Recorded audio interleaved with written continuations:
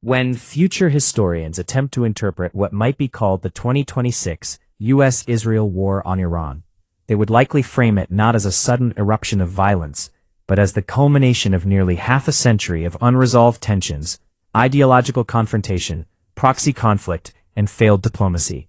They would write about it in the same analytical tone used to describe the outbreak of World War I or the chain of revolutions that reshaped Europe in the 19th century, as a conflict born less from a single trigger and more from accumulated mistrust, hardened narratives, and shifting balances of power. In examining such a war as a historical turning point, three questions would dominate scholarly debate: what caused it, how global powers reacted, and how it reshaped alliances across the Middle East and beyond. To understand its origins, historians would begin in 1979 with the Iranian Revolution and the birth of the Islamic Republic under Ayatollah Ruhollah Khomeini. The overthrow of the Shah not only transformed Iran internally, but also recast its foreign policy identity around resistance to Western influence and opposition to Israel. From that point forward, relations between the Islamic Republic of Iran and the United States deteriorated into enduring hostility, punctuated by sanctions, covert operations, naval confrontations in the Persian Gulf, and proxy engagements across the region. Israel, for its part, increasingly perceived Iran not merely as a rival, but as an existential threat, particularly as Tehran deepened its support for non-state actors such as Hezbollah and Palestinian militant factions. The nuclear question intensified this rivalry.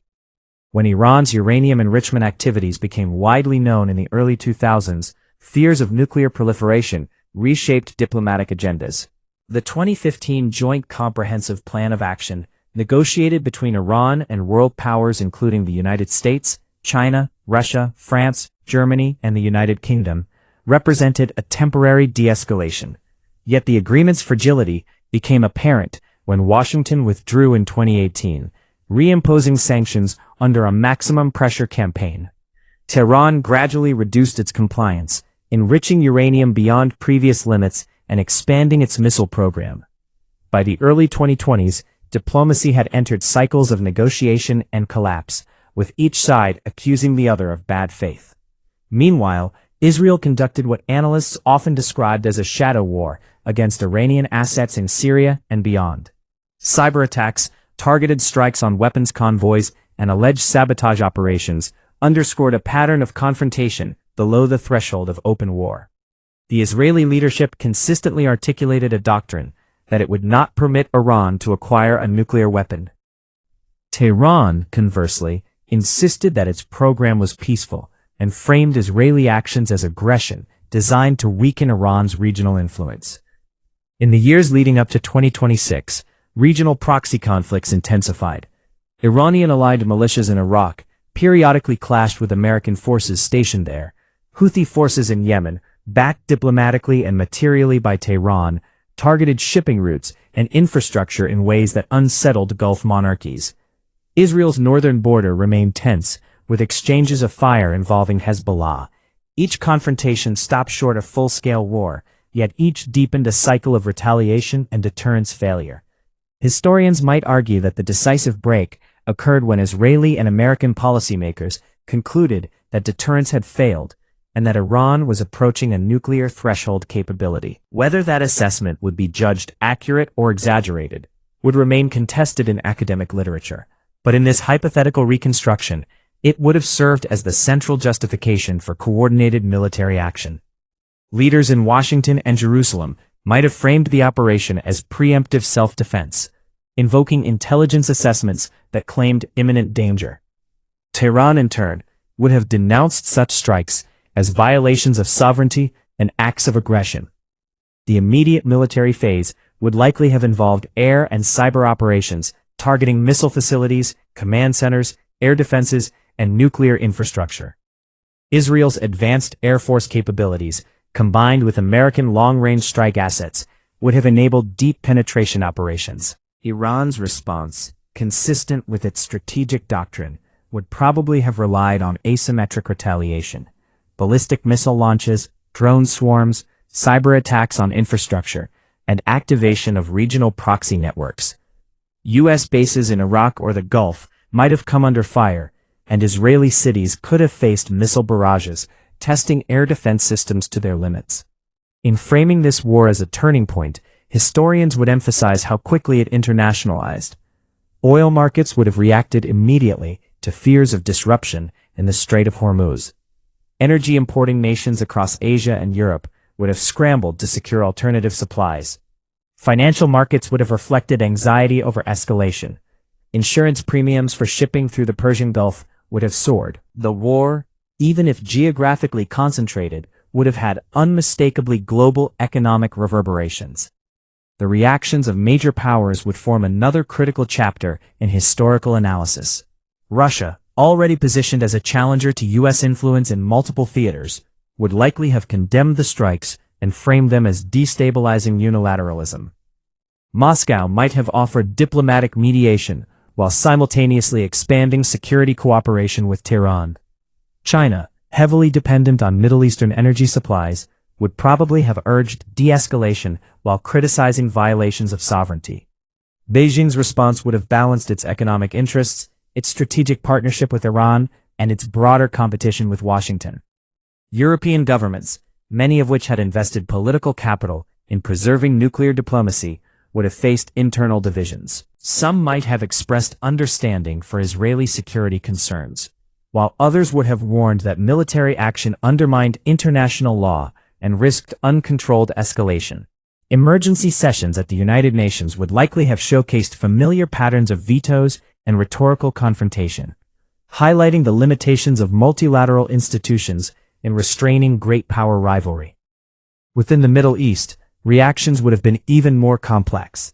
Saudi Arabia and other Gulf states shared deep suspicions of Iranian regional ambitions, yet they also fear becoming battlegrounds in a wider war. Their leaders might have quietly welcomed any degradation of Iranian military capacity while publicly calling for restraint. Iraq, hosting American forces and maintaining ties with Tehran, would have faced acute internal tension. Turkey would have calibrated its position carefully, balancing NATO commitments with regional diplomacy. One of the most consequential effects of such a war would likely have been the acceleration of new alliance structures. The Abraham Accords had already signaled shifting alignments between Israel and several Arab states. A direct confrontation with Iran might have deepened covert security cooperation among states wary of Tehran's influence. Conversely, Iran could have moved closer to Russia and China in defense, technology, and economic integration, reinforcing an emerging bloc opposed to U.S. dominance. Historians might interpret this as part of a broader transition from a unipolar to a multipolar world order. Domestically, the war would have reverberated within each participating country. In the United States, debates over executive war powers, congressional authorization, and the legacy of past Middle Eastern interventions would have resurfaced. Public opinion would likely have split along partisan lines, with some framing the war as necessary deterrence and others as a dangerous entanglement. In Israel, the conflict would have been framed through the lens of national survival, yet questions about long-term strategy and regional isolation would have persisted. Inside Iran, the war's impact would have been profound. Even limited strikes could have rallied nationalist sentiment around the regime, at least initially. At the same time, economic hardship exacerbated by sanctions and conflict might have intensified internal dissent. The interplay between external pressure and domestic legitimacy would have fascinated historians seeking to understand whether war consolidates or destabilizes revolutionary regimes. Another major theme in retrospective analysis would concern nuclear proliferation. If Iran's facilities were damaged but not eliminated, leaders in Tehran might have concluded that only a credible nuclear deterrent could prevent future attacks. That logic, echoing Cold War reasoning, could have accelerated proliferation pressures elsewhere. Saudi Arabia has long signaled that it would not accept a nuclear-armed Iran without pursuing its own capabilities. Turkey and Egypt might have reconsidered their strategic postures. Thus, what began as an effort to prevent nuclearization could paradoxically have stimulated it. The humanitarian dimension would also occupy historians' attention. Even precision strikes carry civilian consequences. Infrastructure damage, displacement, and disruptions to healthcare systems would have created long-term scars. International relief agencies would have struggled to operate amid sanctions and security risks. The war's human toll, though perhaps lower than full-scale invasions of the past, would nonetheless have shaped generational memory. In evaluating whether the 2026 conflict constituted a turning point, scholars would compare it to earlier watershed events. The 1956 Suez Crisis signaled the decline of European colonial dominance in the Middle East. The 1967 Six-Day War reshaped territorial realities and military doctrine. The 2003 invasion of Iraq destabilized regional balances and empowered non-state actors. A direct U.S.-Israel war against Iran would belong in this lineage of transformative episodes. Its significance would lie not only in battlefield outcomes, but in the precedents it set: preventive strikes against near-nuclear states, overt coordination between Washington and Jerusalem, and the normalization of high-intensity drone and cyber warfare. By 2026, warfare had evolved into a hybrid domain where cyber operations, satellite intelligence, unmanned systems, and information campaigns blurred traditional front lines. Historians might argue that this war demonstrated how modern conflicts can escalate rapidly without formal declarations, unfolding across digital and physical spaces simultaneously. Narratives on social media, real-time satellite imagery, and globalized news coverage would have shaped public perception as much as official communiques. Economically, the war could have accelerated diversification away from Middle Eastern energy dependence. European and Asian states might have doubled investments in renewables or alternative suppliers, reducing long-term leverage held by Gulf producers. Financial sanctions regimes would likely have expanded, reinforcing trends toward fragmented economic blocs. The weaponization of finance, already evident in earlier sanctions campaigns, would have deepened divisions in the global trading system. Over time, ceasefire negotiations would almost certainly have emerged, whether through direct talks or mediated channels involving neutral states. The terms of such an agreement would determine whether the war ended as a contained episode or a prelude to recurring cycles of violence. If Iran retained significant capabilities, deterrence might restabilize into a tense equilibrium. If the regime perceived existential threat, it might adopt a more risk-acceptant posture. Perhaps the most enduring consequence would be psychological. For Israelis, direct confrontation with Iran would reinforce perceptions of encirclement and the necessity of military readiness. For Iranians, the war would confirm narratives of resistance against foreign intervention. For Americans, it would reopen debates about the costs and benefits of projecting power in distant theaters.